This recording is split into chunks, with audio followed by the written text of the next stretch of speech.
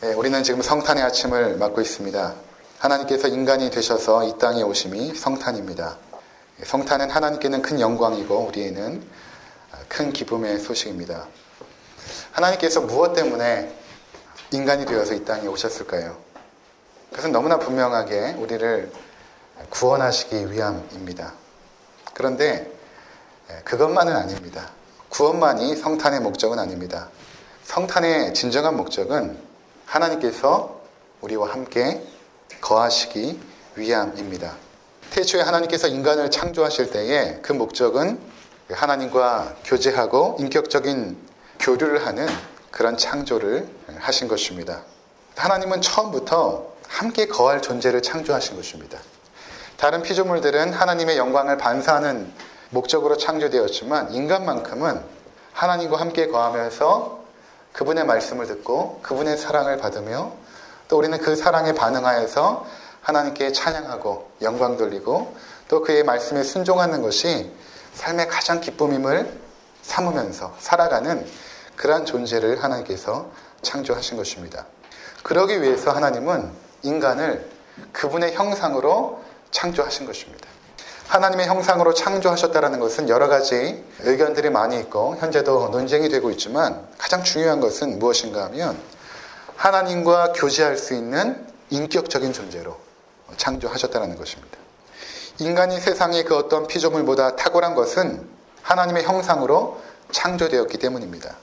만일 그렇지 않고 우리가 그냥 진화된 존재라면 뭔가 빅뱅으로 우주 만물의 여러 가지 화학물질들이 생겨나게 되었고 그것이 아주 우연하게 결합되어서 단백질 입자가 되었고 그것이 계속 역사를 거치면서 어떤 생명체가 되어 우리 인간이 이렇게 존재하게 되었다라는 그 진화론을 우리가 믿게 되면 우리 존재는 개나 원숭이와 다를 바가 없습니다. 거기에는 인간의 존엄성이 위치하는 자리가 없는 것입니다. 인간이 하나님의 형상으로 창조되었기에 이 세상 그 어떤 것과도 비교할 수 없는 존엄한 가치가 있는 것입니다. 그래서 하나님께서는 그 하나님의 형상으로 창조된 인간을 살해하게 되면 어떻게 됩니까? 죽게 되는 것입니다. 그만큼 존엄성이 우리 가운데 있는 것입니다. 하나님은 자신의 형상으로 존엄한 인간을 창조하시고 그들과 인격적인 교제를 누리시길 원하셨습니다. 그래서 하나님은 인간을 강제하거나 강압하지 않으시죠. 자신의 피조물임에도 불구하고 인격적으로 대우하십니다. 그래서 그들의 판단과 결정이 비록 틀려도 하나님은 막지 않으십니다. 그것이 그들의 인격적인 결정이었기 때문입니다. 하나님은 인간을 로봇으로 만들지 않으셨습니다. 하나님께서 명령만 하면 자동으로 순종하는 그런 존재로 만들지 않으셨습니다. 하나님께서 프로그래밍 한 대로 움직이며 살아가는 존재로 만들지 않았다는 것입니다. 우리 안에 인공지능이 탑재되어서 그것이 빅데이터를 계속해서 분석하여서 가장 선한 길을 선택하여 따라가는 존재가 아니라는 것입니다. 최근에 인공지능과 인간에 대항해서 인공지능이 이겼죠. 그러나 그렇다고 인공지능이 인간보다 탁월할 수는 없습니다. 가장 탁월한 존재는 스스로 판단하고 선택하고 결정할 수 있어야 됩니다. 이것을 신학자들은 자유의지라고 말했습니다. 이 자유의지가 있어야만 가장 존엄하고 탁월한 존재가 되는 것입니다. 로봇에게는 자유의지가 없죠. 분석한 데이터대로 움직일 뿐이죠. 그래서 인간은 선과 악을 판단하고 선택할 수 있는 능력이 있었던 것입니다. 즉 하나님께서는 선을 선택할 수도 있고 악을 선택할 수도 있는 존재, 즉 자유의지가 있는 존재로 창조하신 것입니다. 그리고 하나님은 인간이 가지고 있는 그 자유의지로 선하신 하나님을 자발적으로 그리고 인격적으로 순종하길 원하셨던 것입니다. 그러나 이것은 무척이나 위험한 결정이었습니다. 왜냐하면 인간의 자유의지는 악을 선택할 수도 있기 때문입니다. 그렇게 되면 하나님께서 목적하신 인간 창조의 목적에서 벗어나게 되는 것입니다. 하나님이 인간을 함께 거할 존재로 창조하였지만 우리가 악을 선택하여 죄를 범하게 되면 우린 더 이상 선하신 하나님과 공존할 수 없게 되는 것입니다. 그러한 위험성에도 불구하고 하나님은 인간을 자유의지가 있는 존재로 창조하신 것입니다. 태초 인간 아담과 하와는 에덴에서 부족함이 없었습니다.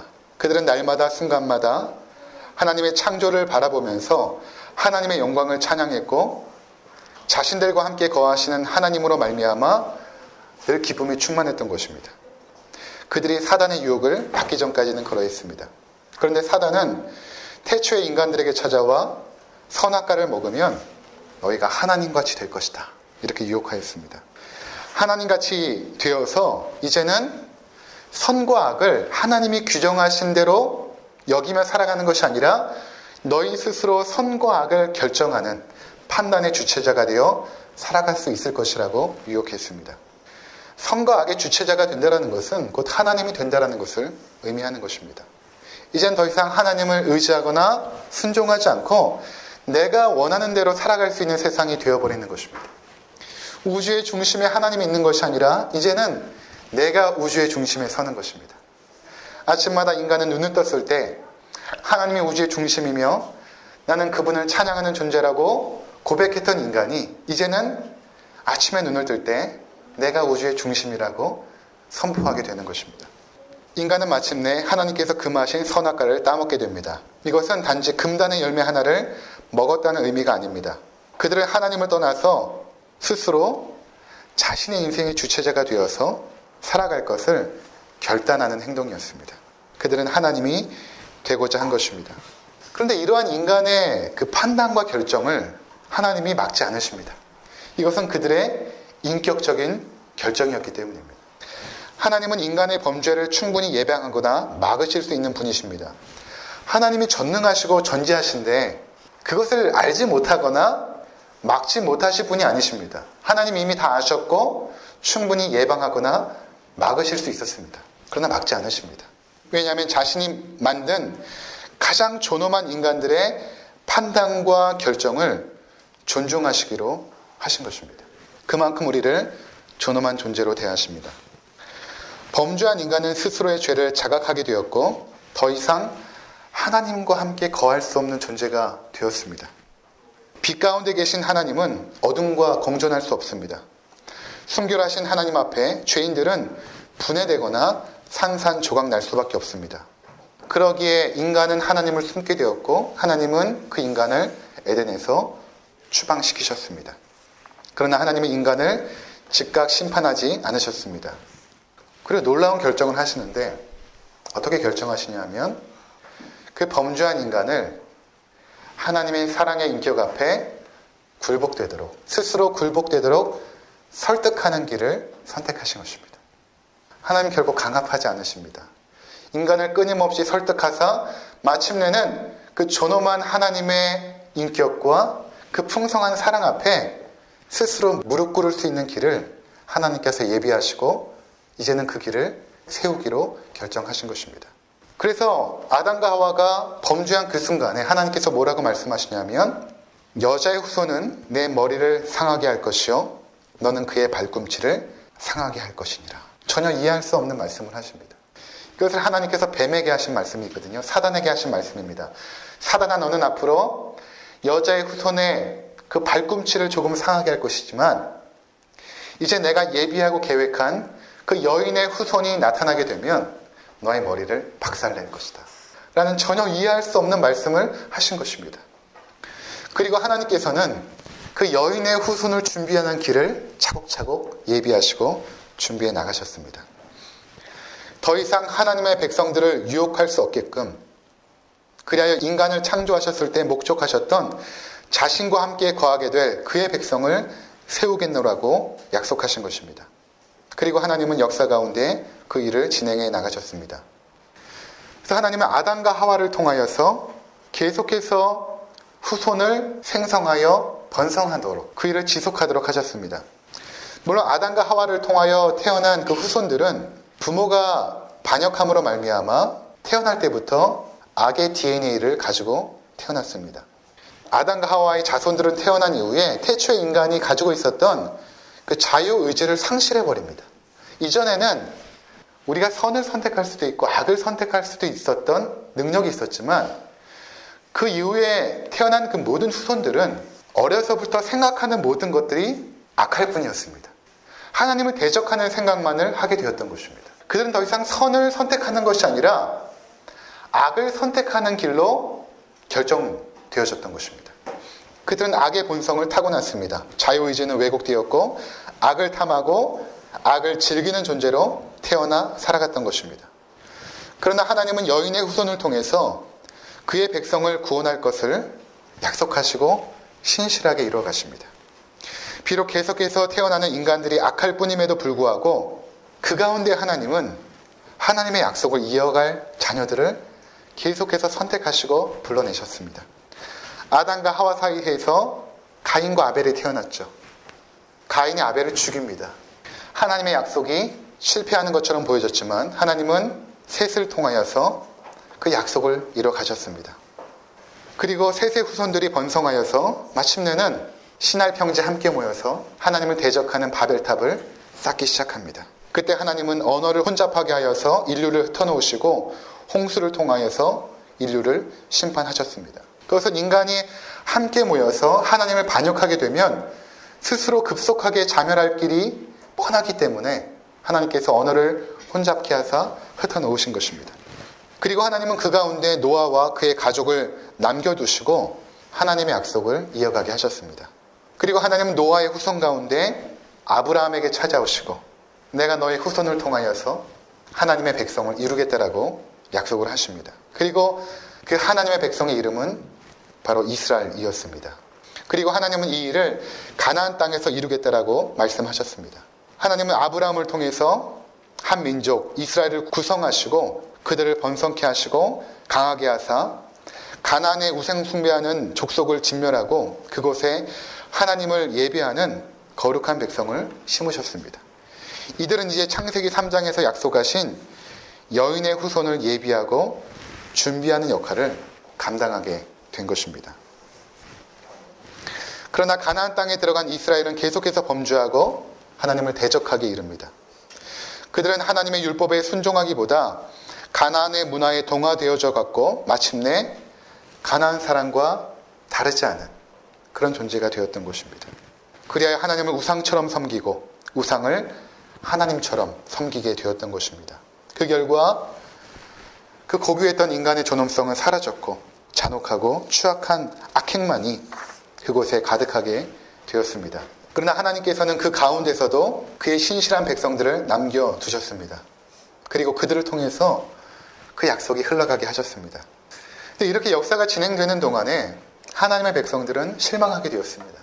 하나님, 아담과 하와에게 약속하셨던 그 약속이 어디 갔습니까? 하나님, 아브라함에게 약속하셨던 그 약속이 어디 갔습니까? 여인의 후손을 통하여서 마침내 사단을 진멸하고 우리를 구원하사 하나님과 함께 거하게 될 그날이 과연 언제 옵니까? 그들은 계속해서 하나님 앞에 질문을 던졌던 것입니다. 그때 하나님께서 선지자를 보내사 이러한 말씀을 하십니다. 이사야 6장 13절에 보니까 밤나무와 상수리나무가 배임을 당하여도 그 구리터기가 남아있는 것 같이 거룩한 씨가 이 땅에 구루터기니라. 하나님의 백성이 없는 것 같으나 그 나무들이 다 배임을 당하는 것 같으나 그 가운데 구루터기는 남아있지 않느냐. 바로 하나님께서 남겨두신 구루터기와 같은 거룩한 씨앗이 너희 가운데 계속해서 존재할 것임을 약속하셨던 것입니다. 그리고 또 이사야 7장 14절에 이렇게 말씀하십니다. 그러므로 친히 징조를 너희에게 주실 것이라. 너희가 그렇게 실망하고 있지만 내가 너희에게 징조를 줄 것이다. 그 징조는 무엇인가 하면 보라, 처녀가 잉태하여 아들을 낳을 것이요 그의 이름을 임마누엘이라 하리라. 이렇게 선지자를 통하여 하나님 말씀하시면서 그 약속은 반드시 너희 가운데 성취될 것이다. 그렇게 밝히신 것입니다. 이제 시간이 흘러 지금으로부터 약 2000년 전에 한 처녀가 임신을 하게 됩니다. 그리고 아기를 낳게 됩니다.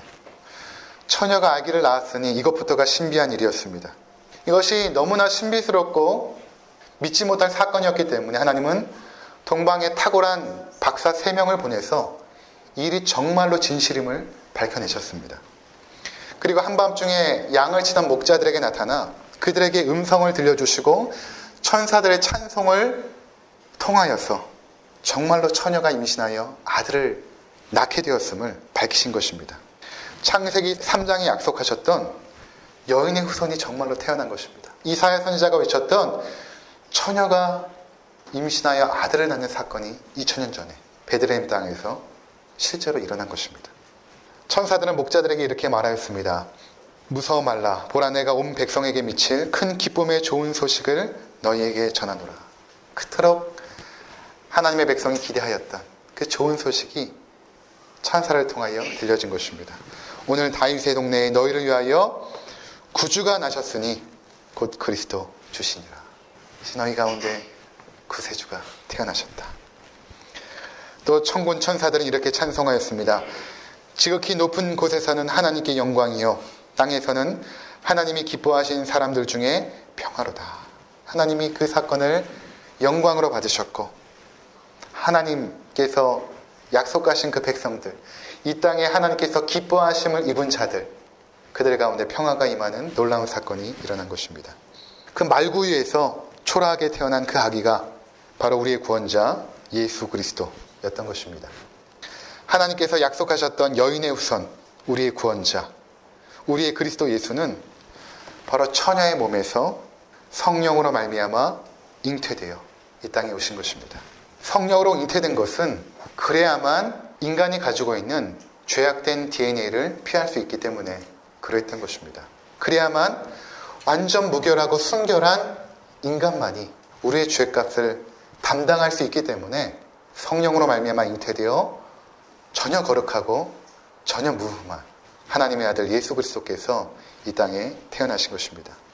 그래서 인류 역사 가운데 처녀의 아들로 태어난 사람은 예수밖에 없고 죄가 없는 분도 예수밖에 없는 것입니다. 아기로 태어난 구원자 예수는 성장하시면서 인간이 이 땅에서 겪는 모든 아픔과 수고와 상처를 다 당하셨습니다. 금수저로 태어나 유복한 환경 속에서 자라지 않으셨습니다. 그랬다면 아마 우리의 상처와 아픔을 이해하지 못하셨을 것입니다. 그러나 예수님은 가난한 가정의 목수의 아들로 태어나셨고, 그분은 자라면서 잠자리도 변변치 않아 머리 둘 곳조차 없었다고 고백하셨습니다. 늘 피곤하셔서 그 풍랑 있는 바다의 백고물에서 주무실 수밖에 없었던 예수님이셨습니다. 밤에는 잠자리를 얻으러 이곳저곳으로 다닐 수밖에 없었던 주님이셨습니다. 때로는 자신의 사랑하는 나사로의 죽음 앞에 눈물을 흘리셨던 그 예수님. 그분은 우리가 겪는 모든 고통과 아픔을 손수, 직접 그의 몸에 다 겪어내셨습니다. 그리고 마침내는 십자가에서 인간이 겪을 수 있는 가장 참혹하고도 고통스러운 죽음을 맞이하셨습니다. 아무런 죄가 없으신 예수님께서 십자가에 죽으신 것입니다. 그를 따르던 제자들, 그를 극진히 사랑했던 자들이 다 떠나갑니다. 근데 놀라운 일이 일어났습니다. 그 예수가 살아난 것입니다. 그리고 그가 살아났다는 것을 직접 목격한 자들이 한 명, 두 명 생기기 시작했습니다. 그리고 그들이 모이기 시작합니다. 그들은 십자가에서 며칠 전에 죽었던 그 예수가 바로 하나님의 아들임을 믿게 되었던 것입니다. 그리고 그 기쁨의 소식을 사람들에게 전하기 시작하였습니다. 마리아의 몸에서 태어난 예수가 바로 성령으로 잉태된 분이시며, 그가 십자가의 죽으심은 우리의 죄값을 감당하신 것이고, 그의 부활로 말미암아 하나님의 아들임이 증명되었음을 그들은 믿게 되었던 것입니다. 그러니 이 사실을 담대하게 전파할 수밖에 없었던 것이죠. 이로 말미암아 로마 정부에 발각되어 죽임을 당하기도 했지만, 그들은 구원자를 전파하는 일이 너무나 흥분되고 기쁨이었으며 죽음도 두렵지 않았던 것입니다. 그 중에 요한이라는 제자가 있었습니다. 그는 예수님의 사랑을 가장 많이 받았던 제자입니다. 예수님께서 최후의 만찬 석상에서 그렇게 둥글게 모여있을 때에 예수님의 가슴에 기대어 누워있던 그 제자, 그 요한. 그 요한이 예수님의 부활을 증거하다가 결국에는 붙잡히게 되어 pat모섬에 유배되게 됩니다. 근데 그가 그곳에서 성령님에 이끌려서 놀라운 계시를 받게 됩니다. 그 계시가 바로 요한계시록의 내용입니다. 근데 요한이 받았던 그 계시 가운데 여러 가지 계시가 있었지만 가장 클라이막스는 무엇이었냐 하면 바로 요한계시록 21장의 그 계시였습니다. 우리 함께 살펴보도록 하겠습니다. 요한계시록 21장 1절에서 4절 우리 함께 읽도록 하겠습니다. 또 내가 새 하늘과 새 땅을 보니 처음 하늘과 처음 땅이 없어졌고 바다도 다시 있지 않더라. 또 내가 보매 거룩한 성 새 예루살렘이 하나님께로부터 하늘에서 내려오니 그 준비한 것이 신부가 남편을 위하여 단장한 것 같더라. 내가 들으니 보좌에서 큰 음성이 나서 이르되 보라 하나님의 장막이 사람들과 함께 있음에 하나님이 그들과 함께 계시리니 그들은 하나님의 백성이 되고 하나님은 친히 그들과 함께 계셔서 모든 눈물을 그 눈에서 닦아주시니 다시는 사망이 없고 애통하는 것이나 곡하는 것이나 아픈 것이 다시 있지 아니하리니 처음 것들이 다 지나갔음이로라. 아멘. 요한이 새 하늘과 새 땅을 봅니다. 처음 하늘과 처음 땅이 없어졌습니다. 죄악으로 말미암아 황폐해졌던 그 하늘과 땅이 없어진 것입니다. 그리고 보니까 거룩한 성 새 예루살렘이 내려옵니다. 자세히 보니까 그 준비한 것이 신부가 남편을 위하여 단장한 것 같더라. 그 새 예루살렘이 무엇입니까? 하나님의 거룩한 백성입니다. 바로 우리들입니다. 우리의 남편 예수 그리스도를 맞이하기 위하여 내려오는 모습을 본 것입니다. 그러면서 보좌에서 큰 음성이 들립니다. 그 음성이 뭐냐면 보라 하나님의 장막이 사람들과 함께 있음에 하나님이 그들과 함께 계시리니 그들은 하나님의 백성이 되고 하나님은 친히 그들과 함께 계셔서. 요한복음 1장에 보면 요한이 이렇게 고백합니다. 예수님의 그 탄생을 보면서 말씀이 육신이 되어 우리 가운데 거하심에 우리가 그 영광을 보니 아버지의 독생자의 영광이요 은혜와 진리가 충만하더라. 그 말씀이 육신이 되어 우리 가운데 거하시다 할 때 그 거하다라는 그 원어의 의미가 뭐냐면 장막을 치다라는 것입니다. 하나님께서 이 땅에 육신이 되어서 오셔서 이 땅에 장막을 치신 것입니다. 왜 그렇습니까? 우리와 함께 거하시기 위해서 그렇게 하신 것입니다. 그리고 오늘 이 계시의 클라이막스는 무엇입니까? 하나님의 장막이 사람들과 함께 있음에 하나님이 그들과 함께 계시리니 그들은 하나님의 백성이 되고 하나님은 친히 그들과 함께 계셔서. 아담과 하와가 범죄한 순간에 내가 여인의 후손을 통하여 사단을 박살내고 그 죄의 모든 결과들을 처리하고 내가 너희와 함께 있을 것이다 약속하셨던 그 약속이 신실하게 요한계시록 21장에 성취되고 있는 것입니다. 하나님이 그토록 원하셨던 것이 무엇입니까? 우리를 왜 구원하셨을까요? 구원으로 끝나는 것이 아닙니다. 구원이 목적이 아닙니다. 우리가 예수 믿고 천당 가는 것이 목적이 아니에요. 중요한 것은 그곳에서 주님과 함께 거하는 것입니다. 그래서 주님이 지옥에 가면 우리도 지옥에 따라갈 것입니다. 그것이 천국이기 때문에. 우리가 가장 소망하는 것이 무엇이겠습니까? 그것은 하나님과 함께 거하는 것입니다. 우리가 하나님의 백성이 되고 그분과 함께 거하는 것이죠. 여러분 우리가 결혼할 때 결혼식 자체가 목적이 아니잖아요. 결혼의 가장 중요한 것은 무엇입니까? 사랑하는 사람과 함께 살아가는 것입니다. 제가 우리 두 아이를 입양했는데 왜 입양했겠습니까? 그냥 어렵고 힘든 아이 2명을 그냥 우리 집으로 데려오는 것이 입양이 아닙니다. 그 아이들과 함께 살아가는 것입니다. 아이들과 함께 살아가는 것이죠. 그것이 목적인 것입니다. 그러면서 이렇게 말씀하시죠. 4절에 보니까 모든 눈물을 그 눈에서 닦아주시니 하나님이 그의 백성과 함께 계시면서 무엇을 하시냐면 그 눈물을 닦아주십니다. 그럼 이 하나님이 누구십니까? 눈물을 닦아줄 수 있는 하나님은 손이 있으신 분입니다. 손이 있으신 하나님은 예수 그리스도이십니다. 그 못장난 손으로 우리 눈의 눈물을 닦아주십니다. 근데 그것이 우리에게 위로가 되는 것은 그 닦아주시는 그 못장난 그 손, 그 예수 그리스도는 우리의 상처와 아픔과 고난을 다 알고 계십니다. 우리 누군가 우리를 이해해주는 사람의 따뜻한 손길 속에서 위로를 받죠. 그 주님의 손길로 우리의 눈물을 닦아주신다는 것입니다. 그러면서 이렇게 말씀하시죠. 너에게 다시는 사망이 없다. 그동안 사망의 권세 때문에 이 땅에서 때로는 질병에 걸려 아파하고 때로는 사랑하는 사람을 잃기도 하고 그 모든 이 땅에 고통이 있었지만 이제 다시는 사망이 없다. 그리고 애통하는 것이나 곡하는 것이 다시 있지 아니하리니 그러한 모든 죄의 결과물들은 다 지나갔다. 그렇게 말씀하고 있는 것입니다. 이제 우리가 조금 있으면 주님을 만날 것입니다. 그분은 2000년 전에 아기로 태어나서 33년을 사시다가 십자가에서 죽으신 분이십니다. 우리를 죄로부터 구원하기 위하여 인간이 되어서 오신 하나님이십니다. 얼마나 사랑하면 우리를 얼마나 사랑하면 인간이 되셨을까요? 얼마나 우리와 함께 거하기를 원하셨으면 임마누엘로 우리와 함께 거하기를 원하셨으면 그 하나님이 인간이 되었을까요? 때는 우리가 개나 고양이 기르지 않습니까? 때로는 개나 고양이 이름 앞에 성을 붙이는 사람들도 있어요. 또 개나 고양이가 죽으면 장례식을 치러주는 사람이 있습니다. 그만큼 끔찍하게 사랑한 것이죠. 그럼 그 사람에게 당신 개를 사랑하니까, 고양이를 사랑하니까 개가 되어보십시오, 고양이가 되어보십시오 하면 그 사람들이 좋아할까요? 결코 아닐 것입니다.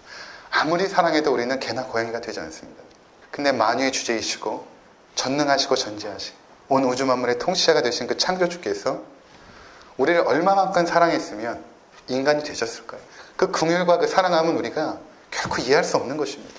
그러니까 예수님께서 십자가를 지셨을 때 고통스럽지만 그 심장의 가장 중심부에서는 우리를 사랑하는 타는 듯한 애끓는 사랑이 있었던 것입니다. 이제 내가 죽으면 사랑하는 자들의 죄가 사라질 것이다. 그 사랑이 아니었으면 십자가를 질 수가 없는 것이죠. 사랑의 가장 완성은 무엇이냐면 함께 거하는 것입니다. 함께 살아가는 것입니다. 이게 사랑의 완성입니다. 하나님께서 임마누엘, 즉 하나님이 우리와 함께 거하시기 위해서, 그 창조주 하나님이 피조물의 인간과 함께 거하시기 위해서 이 땅에 인간이 되어 오신 날, 그날이 바로 성탄일인 것입니다. 그러기에 성탄은 사랑입니다. 이 풍성한 사랑을 우리가 받고 있는 것입니다. 그러니까 이 사랑에서 끊을 수 있는 것이 없죠. 로마서 8장에 고백하는 것처럼 사망이나 생명이나 권세자들이나 이 땅의 그 어떤 것도 우리를 사랑하신 하나님의 사랑에서 끊을 수가 없느니라. 여러분이 도망쳐도 하나님을 붙잡아 오실 것입니다. 그 애끓는 사랑. 무엇이 부족하십니까? 무엇이 두렵습니까? 무엇이 걱정되시나요?